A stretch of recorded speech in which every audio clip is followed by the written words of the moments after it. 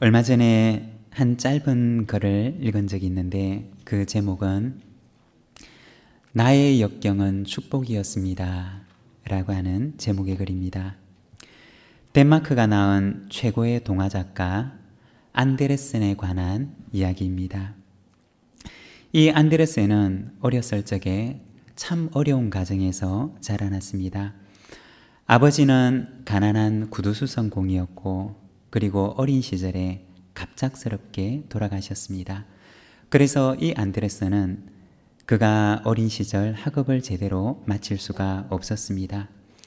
그리고 그의 외모는 다른 사람들이 볼 때 호감을 주는 외모가 아니었는데 그래서 어렸을 때부터 늘 못생겼다는 얘기를 듣고 자랐습니다.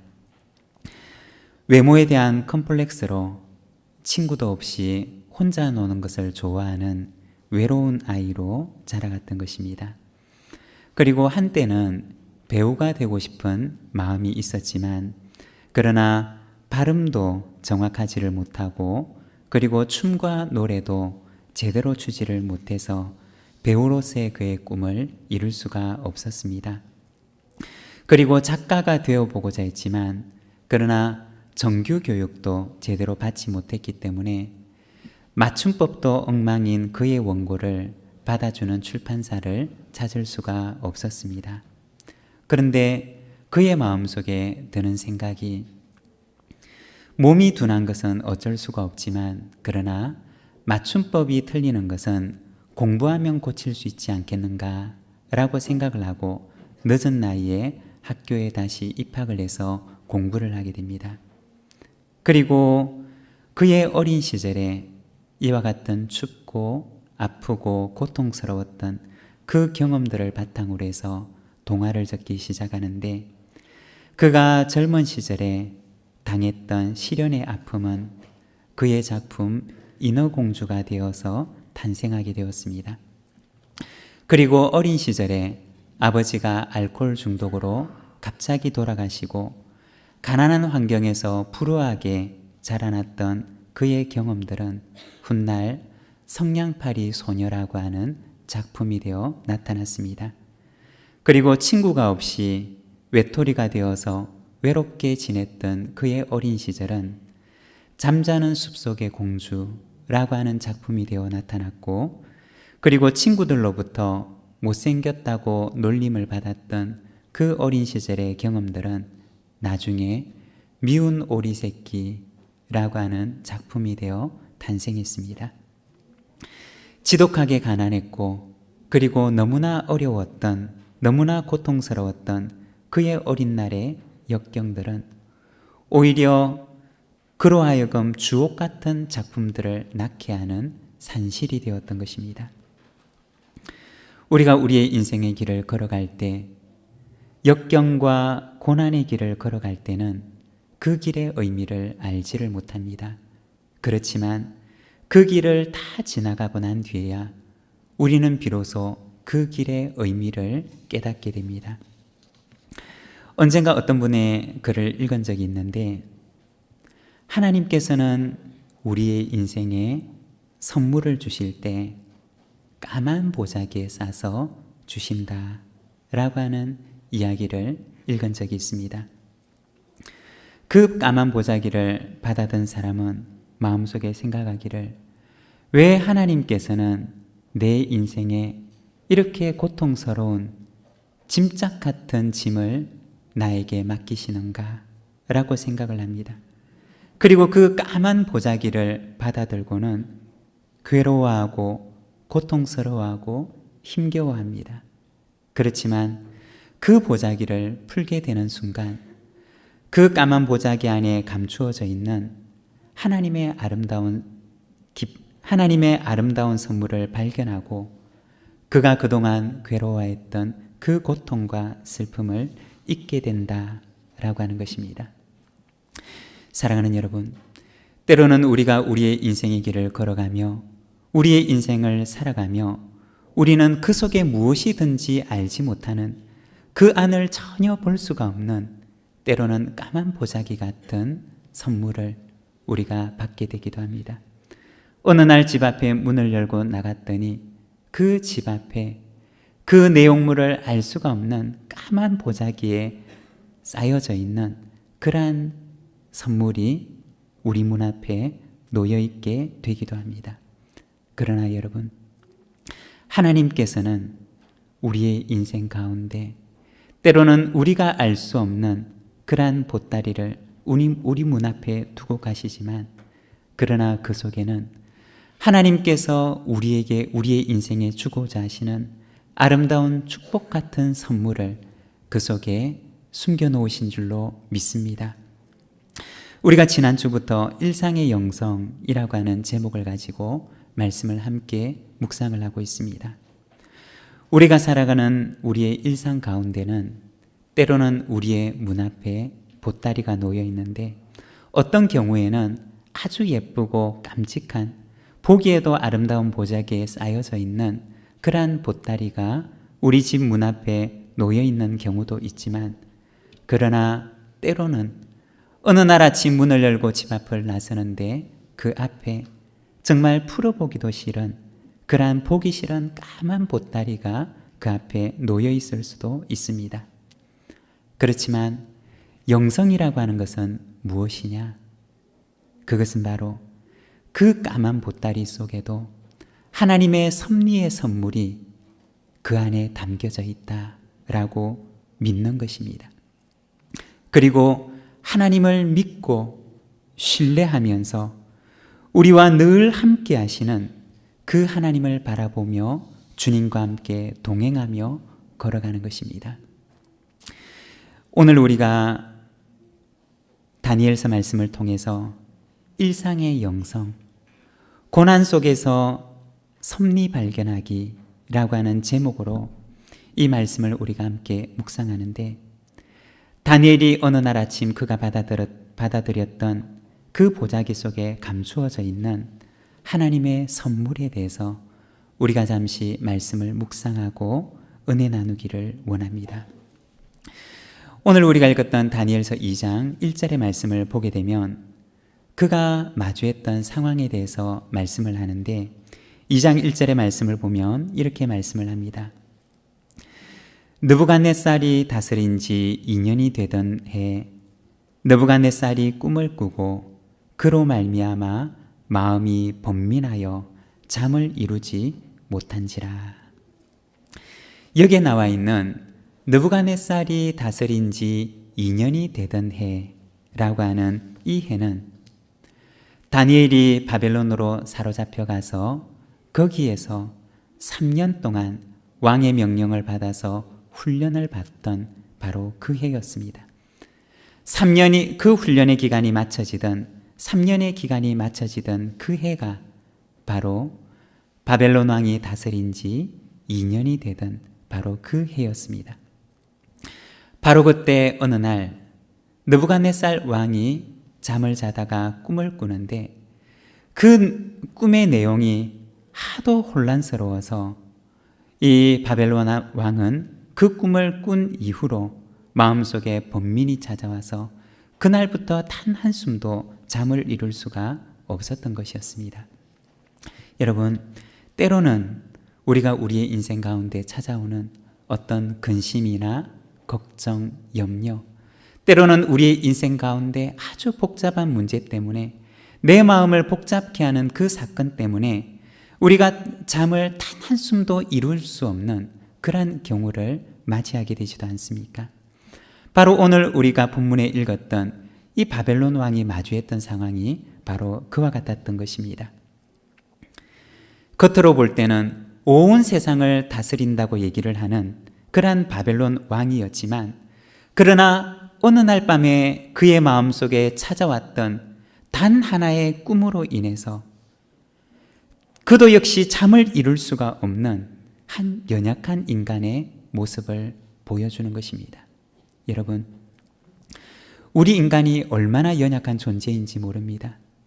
우리가 겉으로 볼 때는 대단한 것 같고, 겉으로 볼 때는 굉장한 것처럼 보이는 사람이라 할지라도 어느 날 우리의 인생의 한순간 내 인생에 찾아왔던 그 자그마한 사건 하나 때문에 잠도 이룰 수가 없는 그토록 연약한 인간이 바로 우리들의 모습이라고 하는 것입니다. 그래서 다니엘서 2장 2절에 보면 바벨론 왕은 이렇게 말을 합니다. 왕이 그의 꿈을 자기에게 알려주도록 박수와 술객과 점장이와 갈대아 술사를 부르라 말하매 그들이 들어가서 왕의 앞에 선지라. 바벨론 왕은 어느 날 그의 마음속에 찾아왔던 그 꿈 때문에 그 나라의 박수와 술객과 점장이와 갈대아 술사로 불리는 바벨론의 최고의 지혜자들을 그는 불러 모읍니다. 그리고는 그들에게 자신이 꾸었던 그 꿈의 내용과 그리고 그 꿈이 의미하는 바로 그 의미를 해석해 줄 것을 그들에게 요청하게 됩니다. 그런데 어떻게 되었느냐? 바벨론의 그 숱한 지혜자들 가운데 느부갓네살 왕이 꾸었던 그 꿈의 내용과 그리고 그 꿈이 의미하는 그 꿈의 해석을 그에게 내어놓을 사람이 아무도 없었던 것입니다. 바벨론 왕의 그 고민을 해결해 줄 사람이 아무도 없었고 그 번민을 해소해 줄 수 있는 사람이 아무도 없었던 것입니다. 그러자 바벨론 왕은 명령을 내리는데 바벨론의 모든 지혜자들을 죽이라고 하는 극단적인 명령을 그들에게 내리게 됩니다. 이것이 바로 오늘 우리가 본문에서 읽고 있는 다니엘이 마주했던 상황이었습니다. 하루아침에 그의 목숨이 경각에 놓이는 상황에 마주하게 되었던 것입니다. 하루아침에 문을 열고 나가보니 그 집 앞에 까만 보자기가 놓여져 있는데 그 안에 무엇이 들어있는지 알 수가 없는 그러한 보자기가 그 문 앞에 놓여져 있었던 것입니다. 보기만 해도 끔찍한, 도무지 그것을 풀어볼 엄두도 나지 않는 그러한 보자기 하나가 그 집 문 앞에 놓여 있었던 것입니다. 그래서 다니엘은 잠깐의 말미를 구한 뒤에 오늘 우리가 읽었던 이 본문에 보면 그 상황들을 그의 친구에게 찾아가서 알리게 됩니다. 17절과 18절의 말씀을 보게 되면 이렇게 말씀을 합니다. 이에 다니엘이 자기 집으로 돌아가서 그 친구 하나냐와 미사엘과 아사랴에게 그 일을 알리고 하늘에 계신 하나님이 이 은밀한 일에 대하여 불쌍히 여기사 다니엘과 친구들이 바벨론의 다른 지혜자들과 함께 죽임을 당하지 않게 하시기를 그들로 하여금 구하게 하니라. 어느 날 그 집 문 앞에 보자기 하나가 놓여 있었는데 그 속에 무엇이 들어 있었느냐?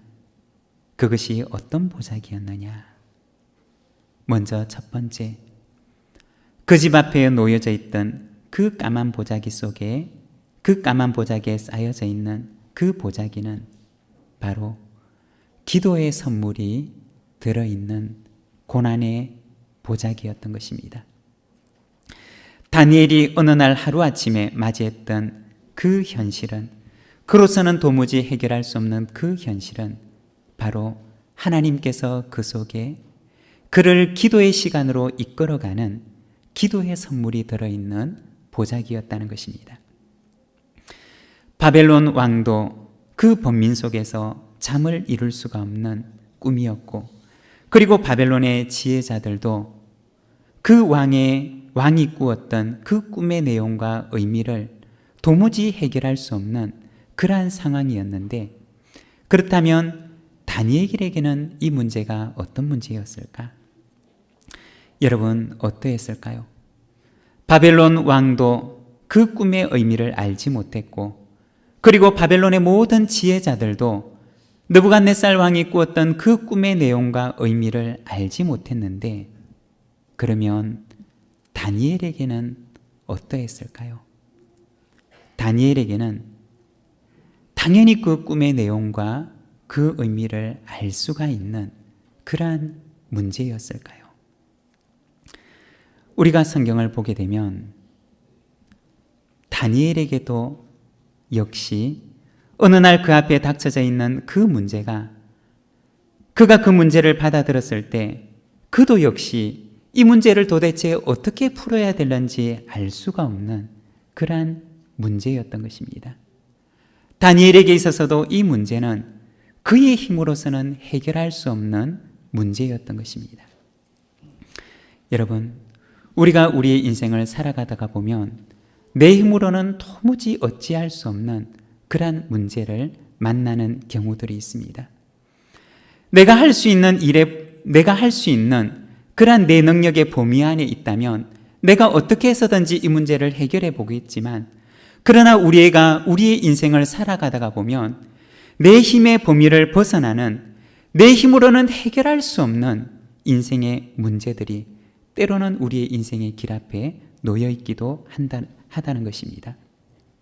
그런데 여러분, 내가 할 수 없는 인생의 문제를 만난다는 것은, 내가 해결할 수 없는 인생의 문제를 만날 때는 하나님께서 우리를 하나님을 의지하라고 부르시는 순간인 줄로 믿습니다.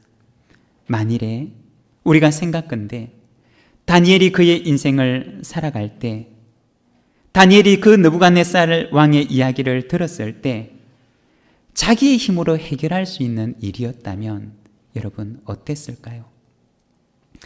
느부갓네살 왕의 그 이야기를 들었을 때, 이거는 내가 할 수 있어, 내가 충분히 할 수 있어 라고 하는 그러한 일이었다면 여러분 어땠을까요? 다니엘은 기도의 자리로 나아가지 않았을 것입니다. 그는 그 문제를 접하자마자 먼저 느부갓네살 왕에게 나아갔을 것이었습니다. 그러나 그가 받아들였던 그 문제는 그가 해결할 수 없는 문제였던 것입니다. 그랬기 때문에 그는 그 문제를 가지고, 그 보따리를 가지고 그는 하나님 앞에 기도의 자리로 나아가지 않을 수가 없었던 것입니다. 여러분 생각을 해보십시오. 만일에 다니엘의 인생 가운데 그가 해결할 수 있는 문제들만 있었다면 어땠을까요? 다니엘이 살아가는 그의 인생 가운데 그의 스스로의 힘으로, 그 혼자의 힘으로 해결할 수 있는 일들만 그의 인생에 있었다면 어땠을까요? 어쩌면 다니엘은 그 문제들을 쉽게 해결하며 그의 인생을 열어갈 수가 있었을 것입니다. 그렇지만 오늘 우리가 성경에서 보는, 우리가 알고 있는 기도의 사람 다니엘을 우리는 만날 수가 없었을 것입니다. 우리가 살아가는 우리의 인생 가운데도 때로는 우리가 해결할 수 없는, 우리가 해결할 수 있는 그 능력의 범위를 벗어나는 그러한 일들을 하나님께서는 우리의 인생의 길목길목마다 놓아두실 수가 있습니다. 그렇지만 그 일들은 하나님께서 우리에게 주시는 고통스러운 일들이 아니라 그것은 바로 우리로 하여금 기도의 사람으로 이끄시는 하나님의 인도하심인 줄로 믿습니다. 다니엘의 인생의 중간중간에 놓여 있었던, 그가 해결할 수 없었던 그 일들은 바로 다니엘로 하여금 기도의 사람으로 만들어가는 하나님의 과정이었던 것입니다. 다니엘은 그 문제를 받아들고 그는 그의 친구들을 향해 갑니다. 그리고 그 사실을 알리고 중보기도를 부탁하는데 18절의 말씀을 보게 되면 다니엘은 그 친구들에게 하나님께서 이 일에 대하여 그들을 불쌍히 여겨주실 것을 구하라고 말을 합니다. 여기서 불쌍히 여긴다라고 하는 말은 원어 성경에서는 라함이라고 하는 단어를 사용하는데 그 말의 의미는 어머니의 자궁이라고 하는 뜻을 가지고 있습니다. 다니엘은 그의 친구들에게 하나님께서 우리를 불쌍히 여겨주시기를 기도하라고 요청을 하는데 그 말의 의미는 바로 하나님께서 그들을 불쌍히 여겨주시는데 그 어머니가 핏덩이 같은 갓난 아기를 그의 품으로 안는 것처럼 하나님께서 그렇게 그들을 불쌍히 여겨주실 것을, 하나님께 간구할 것을 그 친구들에게 요청하는 것입니다. 여러분, 어머니 품속에 있는 핏덩이 같은 아이를 생각해 보십시오. 여러분, 그 아이가 무엇을 할 수가 있겠습니까? 그 아이가 자기 자신을 위해서 그 손으로 무엇을 할 수가 있겠습니까? 그 아이는 자기 힘으로는 아무것도 할 수 없는 바로 절대 무능의 존재의 상태에 있는 아이라는 것입니다. 이것이 바로 다니엘이 처한 형편이었고, 이것이 바로 문제를 만났던 다니엘과 그 세 친구들이 처했던 형편이었다는 것입니다. 여러분, 우리의 인생 가운데 내 힘으로는 아무것도 할 수 없는, 마치 어머니 품속에 있는 핏덩이 같은 그 아기와 같은 상태는, 바로 그 절대 무능의 상태는 우리를 기도의 자리로 이끄시는 바로 그 출발점이 되는 줄로 믿습니다. 우리의 인생 가운데, 우리의 삶 속에 내 힘으로는 도무지 어떻게 하는지 알 수 없는 그러한 상황을 만난다면, 여러분, 그때는 하나님께서 우리를 기도의 자리로 초청하시는 그러한 순간인 줄로 믿으시기를 바랍니다. 다니엘이 받아들였던 그 까만 보자기는 먼저 첫 번째, 그를 기도의 자리로 이끄는 기도의 선물이 담겨져 있는 보자기였습니다. 그리고 두 번째는 동력자의 선물이 담겨 있는 보자기였습니다. 17절의 말씀을 보게 되면, 이에 다니엘이 자기 집으로 돌아가서 그 친구 하나냐와 미사엘과 아사랴에게 그 일을 알리고 라고 말씀을 합니다. 다니엘은 그 문제를 받아들자마자 그의 친구들을 찾아갑니다. 그리고 친구들에게 그 문제를 알리고, 그리고 다니엘과 그의 세 친구들은 이 문제를 붙들고 하나님 앞에 간절히 기도합니다. 다니엘이 받아들였던 그 문제는 다니엘과 이 세 친구들을 기도의 동력자로 강하게 묶어주는 끈이 되었던 것입니다. 여러분, 우리의 인생 가운데 이와 같은 기도의 동력자, 영적인 동력자가 우리 속에도 있기를 소망합니다. 영적인 기도의 동력자 한 사람이 내 곁에 있다고 하는 것은 우리의 인생 가운데 얼마나 큰 힘이 되는 일인지 모릅니다. 제가 예전에 신학교를 다닐 시절에 잠깐 모든 것들이 나태해지고 그리고 느슨해지고 마음이 어려웠던 그러한 시기가 있었습니다. 그런데 어느 날 고향 후배로부터 갑자기 전화가 왔는데, 대화를 하다가 느닷없이 하는 말이, 형님, 제가 매일 새벽마다 형님을 위해서 기도하고 있습니다 라고 이야기하는 것이었습니다. 그런데 그 말을 듣는 그 순간 제 마음속에 갑자기 그 한마디의 말이 굉장히 큰 힘과 위로가 되었던 그러한 기억이 있습니다. 그리고 나서 새벽 채플에 나가서 기도하는데 후배가 해주었던 그 한마디 말이 계속 마음속에 맴돌면서 가슴을 뜨겁게 하고, 그리고 그 새벽 기도의 시간을 뜨겁게 달구었던 그러한 기억이 있습니다.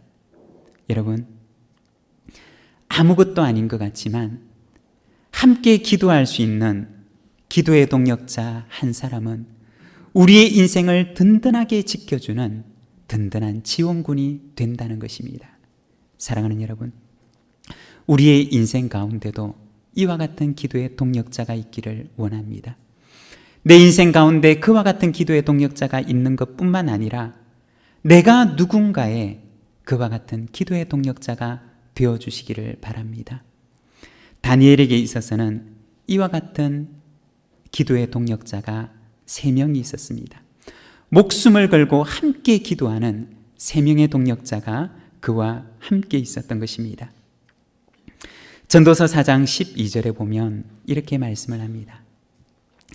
한 사람이면 패하겠거니와 두 사람이면 맞설 수 있나니 세 겹줄은 쉽게 끊어지지 아니하느니라. 여러분, 우리 전도서의 말씀을 같이 한번 읽어보도록 하겠습니다. 함께 읽겠습니다. 한 사람이면 패하겠거니와 두 사람이면 맞설 수 있나니 세 겹줄은 쉽게 끊어지지 아니하느니라. 이 전도서 4장 12절의 말씀은 영적인 동력자의 중요성에 대한 말씀입니다. 나와 함께 마음을 같이 하고 함께 서로를 붙들어 줄 수 있는 신앙의 동력자가, 기도의 동력자가 얼마나 중요한지에 대해서 이야기를 합니다. 한 사람이면 패하겠거니와 두 사람이면 일어나서 맞설 수 있나니 세 겹줄은 쉽게 끊어지지 아니하느니라 고 얘기를 합니다. 사랑하는 여러분, 우리의 인생 가운데 때로는 우리의 인생의 목덜미를 붙들고 우리를 흔드는 그러한 여러 가지 시험과 문제를 만날 수가 있습니다. 내 힘으로는 도무지 이길 수 없을 것 같은 우리의 인생의 문제를 우리가 만날 수도 있습니다. 한 사람이면 패하겠거니와 두 사람이면 함께 맞설 수가 있나니 세 겹줄은 쉽게 끊어지지 아니하느니라 고 말씀합니다. 나 혼자의 힘으로서는 도무지 감당할 수 없는 일이라 할지라도 나와 함께 기도하는 나의 영적인 동력자가 내 곁에 서 있다면 능히 그 문제라 하더라도 붙들고 맞서서 그 문제를 싸워 이기고 승리할 수 있는 줄로 믿습니다. 우리가 성경에 보면 예수님께서 말씀하시기를 내 이름으로 두세 사람이 모인 그곳에는 나도 그들 중에 있느니라 고 말씀하십니다. 사랑하는 여러분, 내가 그 문제를 붙들고 싸워 씨름할 때 내 곁에 서서 나와 함께 기도로 동력하는 친구가 있는 그곳에 우리 주님께서 말씀하시기를 나도 그들 중에 있느니라 고 말씀하십니다. 한 사람이면 패하겠지만 두 사람이면 맞설 수 있나니 세 겹줄은 쉽게 끊어지지 아니하느니라 고 말씀하십니다. 우리가 연약해서 우리가 기도할 수 없을 때 성령께서 말할 수 없는 탄식으로 우리를 위하여 친히 간구하시느니라 고 말씀하십니다. 때로는 우리의 인생 가운데 시험과 어려움과 고난과 역경이, 때로는 커다란 문제를 가지고 사탄이 우리의 목을 붙들고 흔들 그 순간이라 할지라도 내 곁에 기도의 동력자와 그리고 나와 함께 하시는 용사 되시는 그리스도께서 우리와 함께 하시고 우리를 붙들어 주실 때 우리는 우리의 인생의 가운데 어떠한 문제와 시험 가운데서도 그것을 능히 이기고 승리케 하시는 능력을 우리에게 허락해 주실 줄로 믿습니다. 사랑하는 여러분, 기도의 동력자를 여러분의 곁에 두시기를 바랍니다. 함께 기도의 제목을 나누고 함께 마음을 나누면서 믿음으로 그 문제를 이기고 승리하는 영적인 동력자를 여러분 가운데 두시며 우리가 바로 누군가의 그 영적인 동력자가 되어주시기를 바랍니다. 그 보자기 속에 하나님께서 다니엘에게 주셨던 두 번째 선물은 바로 동력자의 선물이었습니다. 그리고 세 번째 하나님께서 그에게 주셨던 선물은 성숙의 선물이었습니다. 성숙의 선물이 담겨져 있는 보자기였던 것입니다.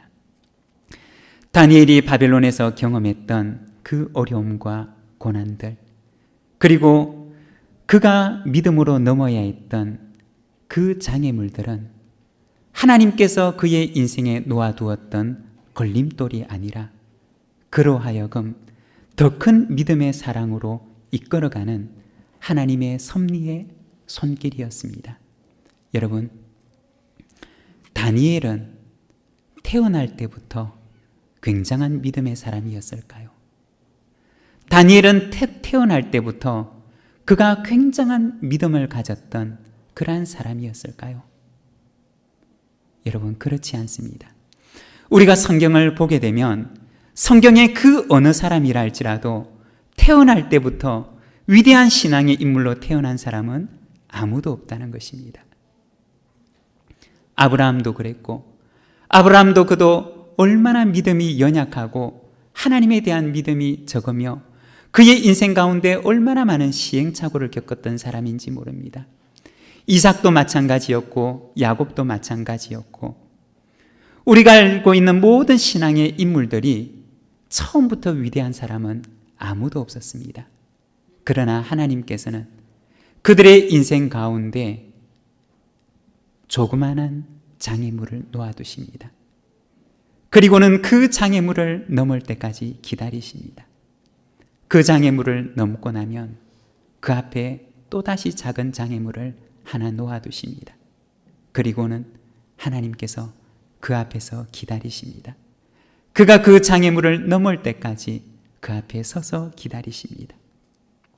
그렇게 하나의 장애물을 넘고 또 그 다음 장애물을 넘고 또 그 다음 장애물을 넘게 되면 나중에는, 처음에는 도무지 엄두도 내지 못할 큰 장애물도 넘을 수 있는 그러한 사람으로 하나님께서는 만드시는 것입니다.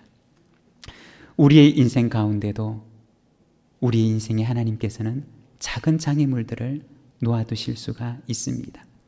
그 장애물 앞에서 나는 이 장애물을 넘을 수가 없어, 왜 내 인생 앞에는 이런 장애물들만 있는 거야? 라고 주저앉아 있는다면 우리는 영원히 하나님께서 우리를 위하여 준비해 두신 그 선물을 만날 수가 없을 것입니다. 그러나 하나의 장애물을 넘고 그 다음 장애물을 넘고 그 다음 장애물을 넘으면 처음에는 엄두도 내지 못할 그러한 높은 장애물도 넘어갈 수 있는 힘이 생기는 것입니다. 그리고 그것을 넘어서게 되면 나중에는 하나님께서 우리의 인생 가운데 감추어 두신 놀라운 선물을 만나게 하시는 그러한 은혜를 허락해 주십니다. 오늘 우리가 읽었던 이 말씀에 보면 하나님께서는 다니엘의 인생 가운데 이와 같은 작은 장애물들을 하나씩 하나씩 놓아두시고 다니엘이 그 장애물을 넘기를 기다리시며, 그리고 그 장애물을 넘어설 때마다 하나님께서는 그 속에 감추어져 있는 당신의 놀라운 비밀과 계획들을 깨닫게 하십니다. 다니엘서 2장 48절과 49절의 말씀을 보게 되면 이렇게 말씀을 합니다. 왕이 이에 다니엘을 높여 귀한 선물을 많이 주며 그를 세워 바벨론 온 지방을 다스리게 하며 또 바벨론 모든 지혜자의 어른을 삼았으며, 왕이 또 다니엘의 요구대로 사드락과 메삭과 아벳느고를 세워 바벨론 지방의 일을 다스리게 하였고 다니엘은 왕궁에 있었더라. 여러분, 하나님께서는 다니엘의 인생 가운데 작은 장애물을 두셨습니다. 그의 인생의 문 앞에 때로는 까만 보자기 같은 그러한 짐들을 두셨습니다. 그렇지만 그가 믿음으로 그 장애물을 넘고 그가 하나님을 신뢰함으로 그 보자기를 풀었을 때 하나님께서는 다니엘을 높여주셨고 다니엘을 바벨론의 온 지혜자들의 어른으로 삼아주셨으며, 그와 함께 그 보자기를 풀었던 다니엘의 친구들은 바벨론 지방을 다스리는 책임자로 세워주셨던 것을 우리는 보게 됩니다. 사랑하는 여러분, 역경 속에는 하나님의 선물이 담겨 있는 줄로 믿습니다. 그 모든 역경 가운데는 결국에는 합력하여서 하나님의 선을 이루게 하시는 그러한 은혜를 허락하시는 줄로 믿습니다. 우리가 생각건대 만일에 이 다니엘이 믿음으로 그 장애물을 넘지 못하고 하나님을 신뢰함으로 그 보자기를 풀지 못했다면 어떻게 되었을까요? 다니엘은 영원히 그 속에 담겨져 있는 하나님의 선물을 발견할 수가 없었을 것입니다. 그러나 믿음으로 그 보자기를 풀고 그리고 믿음으로 그 장애물을 넘었을 때 그는 그 속에 감추어 두신 하나님의 선물을 발견할 수가 있었습니다. 사랑하는 여러분, 우리의 인생의 길 가운데 우리의 인생의 문을 열고 나가는데 어느 날 내 인생의 문 앞에 하나님께서 작은 보따리를 놓아두실 수가 있습니다. 그렇지만 믿음으로 그 보자기를 풀며 믿음으로 그 장애물을 뛰어넘는 우리 모든 믿음의 가족들이 되시기를 바랍니다. 그 속에 감추어져 있는 하나님의 놀라운 선물을 발견하는 은혜가 우리의 인생 가운데 있을 줄로 믿습니다. 우리 시간 함께 기도하기를 원합니다. 하나님, 내 인생의 문 앞에 어느 날 작은 보따리가 놓여 있을지라도 하나님을 믿고 신뢰함으로 우리가 그 보따리를 풀며 우리 인생에 있는 작은 장애물을 믿음으로 그 장애물을 뛰어넘는 저희들의 인생이 되게 하여 주시옵소서. 하나님의 선물을 만나는 인생이 되게 하여 주시옵소서. 우리 시간 함께 기도하며 나아가도록 하겠습니다.